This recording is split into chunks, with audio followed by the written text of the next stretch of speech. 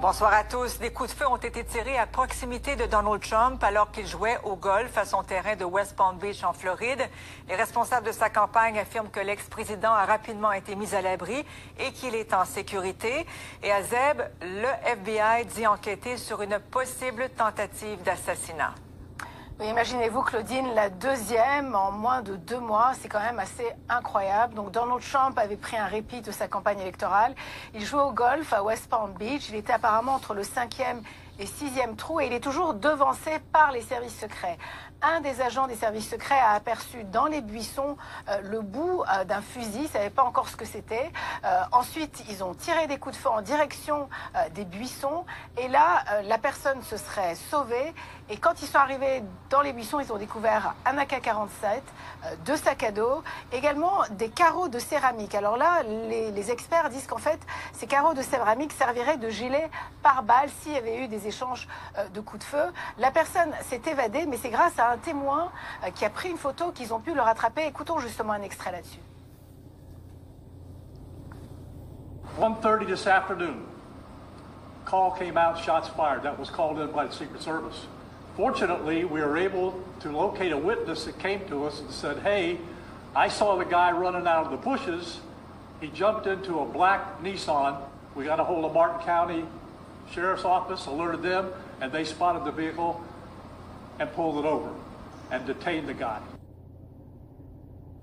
Donc, Zeb, c'est vraiment le signe d'une campagne très polarisée, sous haute tension. Deuxième fois en 2 mois que Donald Trump est la cible d'une tentative d'assassinat.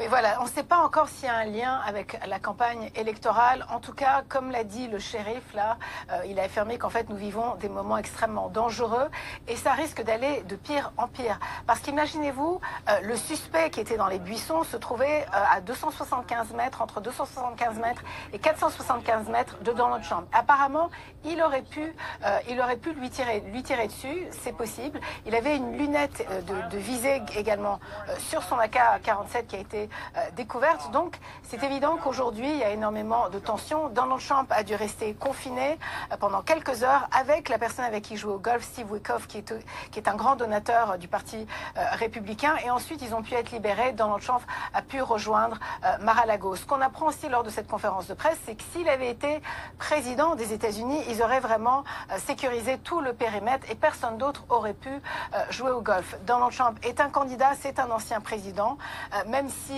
les services secrets, sa protection est renforcée, ça n'empêche pas les tentatives d'assassinat. Donald Trump a réagi assez vite en disant qu'il est sain et sauf, que tout ceci ne va pas le ralentir, qu'il va continuer sa campagne électorale et il a affirmé « We will never surrender », nous ne nous rendrons jamais. Également, la vice-présidente Kamala Harris, qui est également candidate démocrate, comme vous le savez, a également réagi. Elle a envoyé un message, elle aussi, sur le réseau X. Je vais vous le lire tout de suite. Donc, Kamala Harris qui dit, voilà, elle dit « J'ai été informée des coups de feu très à proximité de l'ancien président Trump en Floride. Je suis heureuse qu'ils soient en sécurité. La violence n'a pas sa place en Amérique. » Claudine, imaginez-vous, on a encore 50 jours avant les élections présidentielles, avant le 5 novembre. C'est une Amérique divisée, déchirée, et là, c'est la deuxième tentative d'assassinat contre un des candidats. C'est évident que là, les services secrets sont sur le qui-vive. C'est très préoccupant. Merci beaucoup, Azeb. À Washington, on se reparle dès qu'on a de nouveaux développements. Merci. Nous allons vous donner toutes les informations à notre disposition aujourd'hui. Une fois que nous avons terminé, vous pourrez poser quelques questions, mais concentrez-vous sur les informations que nous vous avons données, pas les bruits de couloir, etc., sur lesquels nous ne reviendrons pas. Donc gardez bien ça en tête et tout va bien se passer. Voici les informations. À 13h30 cet après-midi, nous avons entendu des coups de feu. Les services ont été contactés, la police a été contactée par les services secrets, nous avons été notifiés, nous sommes en contact en permanence et immédiatement la zone a été sécurisée. Nous avons pu localiser des témoins qui ont dit « Ah, j'ai vu cette personne courir dans les buissons. Il est rentré dans une Nissan noire. J'ai pris une photo du véhicule et de la plaque d'immatriculation, ce qui nous a beaucoup aidé. » Nous avions ces informations. Nous avons pu, en temps réel, les envoyer aux équipes concernées et identifier la plaque d'immatriculation. Nous avons pu intercepter le véhicule. Nous avons pu contacter le shérif du comté concerné qui a été en mesure d'interpeller la voiture et d'interpeller son conducteur. Après cela, nous sommes occupés du témoin. Le témoin a identifié la personne qui l'avait vu courir hors des buissons et vers la voiture. Dans le buisson où se cachait le suspect, nous avons retrouvé un fusil d'assaut AK-47, 2 sacs à dos avec des carreaux de céramique et une GoPro pour prendre des photos. Voilà des objets qui sont en train d'être traités. Les agents des Secret Service sur le terrain de golf ont fait du très bon travail. Et ce qu'ils font, c'est qu'ils ont un agent à un trou en avant par rapport au président.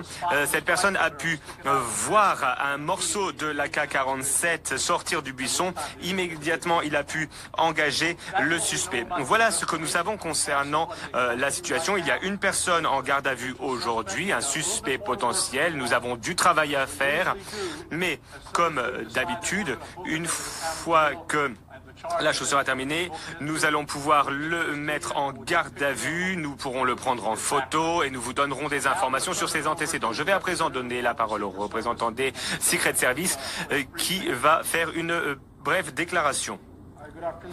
Bonjour à toutes et à tous. Tout d'abord, je tiens à remercier nos partenaires des forces de l'ordre, le bureau du shérif du comté de Palm Beach, la police de West Palm Beach, merci beaucoup. L'ancien président Donald Trump est en sécurité, il n'est pas blessé à la suite d'un incident de sécurité vers 14 heures.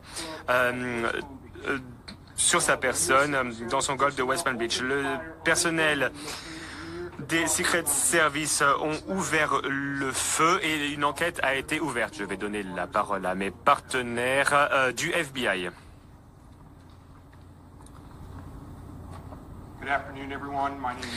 Je suis Jeffrey Veltridge, je suis l'agent spécial en charge des bureaux de Miami pour le FBI. Le FBI s'est saisi de cette affaire pour enquêter ce qui s'est passé sur le terrain de golf de Trump de West Palm Beach en Floride. Nous avons déployé différentes ressources, mobilisé des ressources pour une équipe d'enquête, une équipe de réaction aux crises, des mineurs et une équipe qui se penche sur les preuves. Ce dont nous avons besoin à présent, c'est que la population évite la zone autour du terrain de golf. Nous allons continuer à accompagner cette enquête avec toutes les ressources du FBI. Aux côtés de nos partenaires, les Secret Service, le bureau du shérif des deux comtés pertinents et les forces de l'ordre local. J'aimerais rajouter une chose. Si toute personne a des informations qui peuvent contribuer à cette enquête, veuillez nous contacter au numéro que je vous donne, appelez le FBI ou alors vous pouvez appeler tips.fbi.gov. Merci.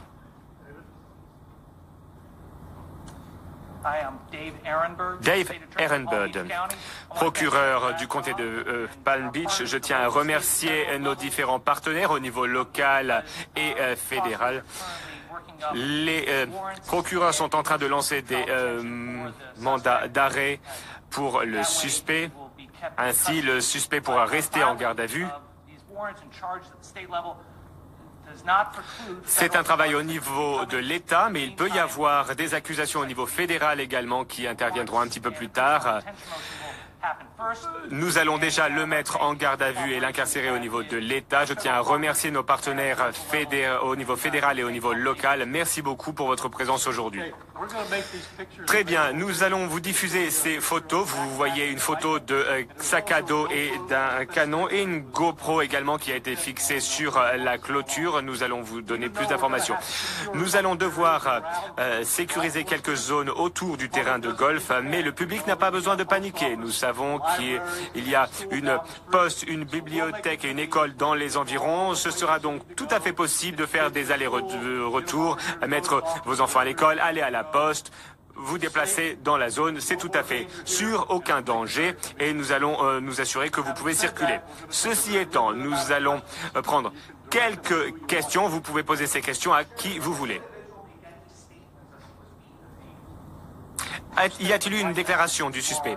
Aucune déclaration à ce jour quant à ses motifs ou son implication dans l'incident de la part du suspect. L'enquête est en cours.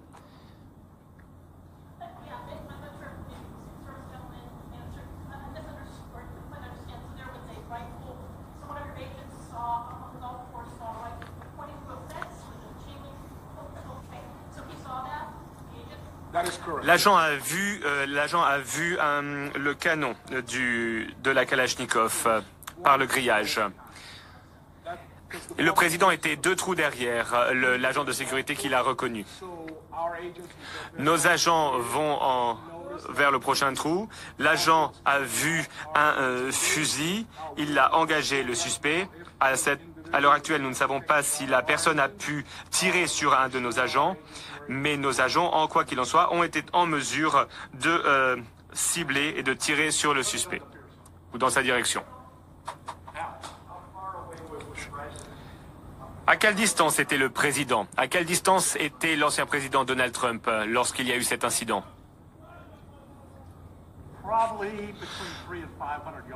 Entre 300 et 500 yards, mais vous savez, avec une telle arme, cela ne représente pas une très très grande distance.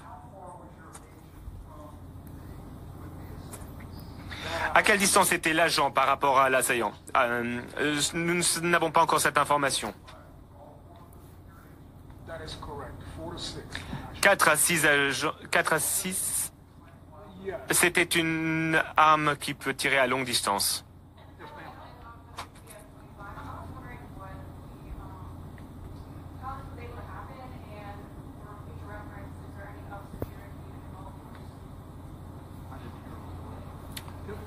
Pouvez-vous répéter cette question en parlant un petit peu plus fort?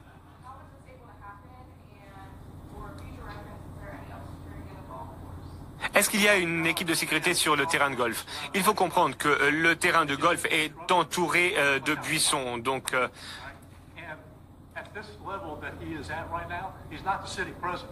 le président, Donald Trump n'est pas le président. S'il était président, il y aurait davantage de sécurité.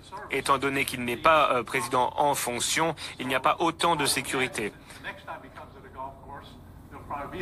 J'imagine qu'à sa prochaine visite d'un terrain de golf, il y aura plus d'agents de sécurité autour du périmètre, mais les services de sécurité ont fait exactement ce qu'ils devaient faire. Ils ont apporté le niveau nécessaire de sécurité. Ils ont fait du très bon travail.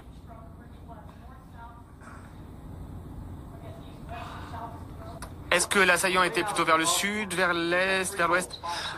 Alors vous savez, il y a 3 trous, 5, 6, 7. Il y en a un qui est parallèle à un boulevard et l'assaillant était dans les buissons où il pouvait voir les 2 trous. Le président était sur un autre trou, un petit peu en arrière, donc entre 400 et 500 yards.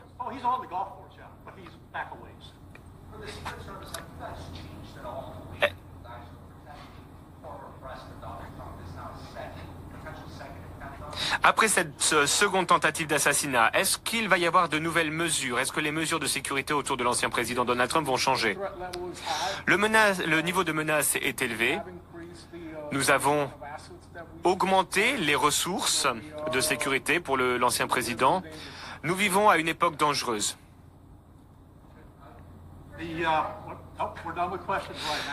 Nous en avons terminé avec les questions.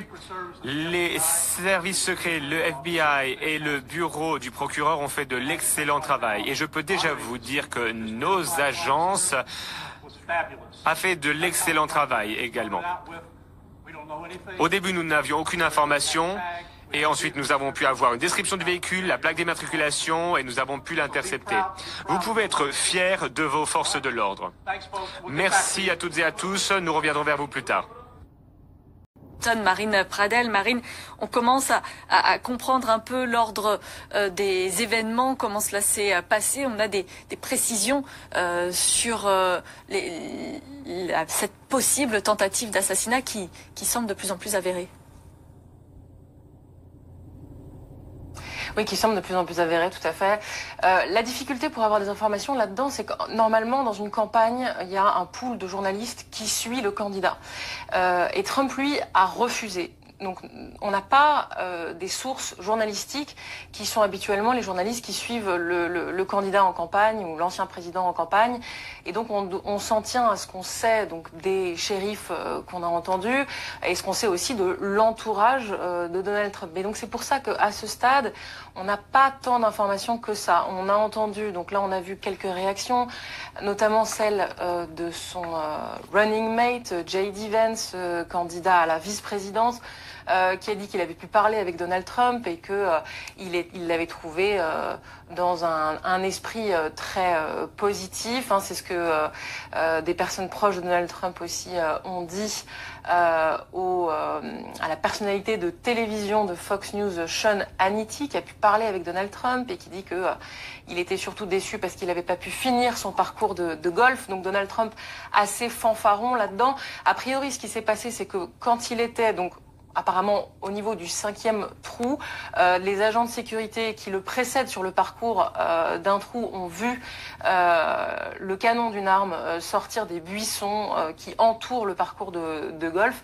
À ce moment-là, on tirait 6 fois en direction de cette arme. Ensuite, le président a été évacué par ses agents de sécurité dans une espèce de voiturette de golf, dit-on, qui serait blindée. Il a été mis en sécurité. Et à ce moment-là, la personne a pris la fuite. Et donc, grâce à la présence d'esprit d'un témoin qui a vu cette personne fuir et qui a noté la plaque d'immatriculation, il a pu être arrêté ensuite par la police. Ce qui est intéressant, c'est que la police a dit que ils avaient pu retrouver donc 2 sacs dans lesquels il y avait une arme de type AK-47 ou AR-15, c'est pas très clair, mais qu'il y avait aussi une GoPro. Donc manifestement, il y avait la volonté de publiciser cette tentative d'assassinat, en tout cas d'en faire un message. C'est tout ce qu'on sait à ce stade. On rappelle, Marine, que si cette tentative d'assassinat est confirmée, ce serait la 2e en 2 mois pour l'ancien président américain. La première, c'était en Pennsylvanie. Et on se souvient tous de cette image de lui avec l'oreille ensanglantée. Exactement. Après, comme je vous le disais, il est possible que ce soit les conclusions à tirer de cette tentative d'assassinat soient un petit peu différentes, dans le sens où après cette première tentative d'assassinat, donc en Pennsylvanie au mois de juillet, il avait été une enquête qui a été faite après sur les manquements des services de sécurité et qui tendait à montrer qu'il y avait eu de sérieux manquements des services de sécurité pour protéger le périmètre. Cette fois-ci, évidemment, avec des précautions, on en sait encore très peu. On revient sur la problématique qui était déjà présente au moment où Trump était président, c'est que il vit sur un compound qui n'est pas entièrement privé, c'est-à-dire que sa résidence de Mar-a-Lago, avec le golf qui en fait partie, est un club où il y a des membres qui viennent jouer au golf et qui viennent aussi rentrer dans le compound. Donc c'est très difficile à sécuriser pour les services de sécurité. Et les photos qu'on voit souvent de Donald Trump qui joue au golf à Mar-a-Lago sont prises par des photographes depuis l'extérieur du périmètre du golf qui est entouré de grilles. Et donc en fait on peut assez facilement accéder à une prise de vue avec un objectif d'appareil photo pour pouvoir le voir jouer au golf. Donc il est en fait assez exposé dans cette résidence de Mar-a-Lago. Donc les conséquences des manquements du service de sécurité seraient peut-être différentes de ceux de la tentative d'assassinat d'il y a 2 mois et tiennent aussi à la personnalité de Donald Trump qui insiste pour garder Mar-a-Lago ouvert, entre guillemets, ouvert à ses quelques membres, mais ouvert et à continuer à jouer au golf en étant relativement exposé. Les services de sécurité continuent en ce moment de distiller des informations. On a eu aussi les premières réactions, celles notamment du président américain Joe Biden et de la candidate démocrate Kamala Harris. Oui, tout à fait. Joe Biden et Kamala Harris ont fait une espèce de réaction commune en tant que président et vice-président en disant qu'ils étaient soulagés de savoir que Donald Trump était sain et sauf. Et puis ensuite, Kamala Harris a, elle, fait une réaction en tant en tant que candidate et en tant qu'adversaire de Donald Trump, en disant sur les réseaux sociaux qu'elle avait reçu des informations. Elle s'est gardée de tirer des conclusions. Au moment où elle a fait cette communication, on en savait encore moins que maintenant.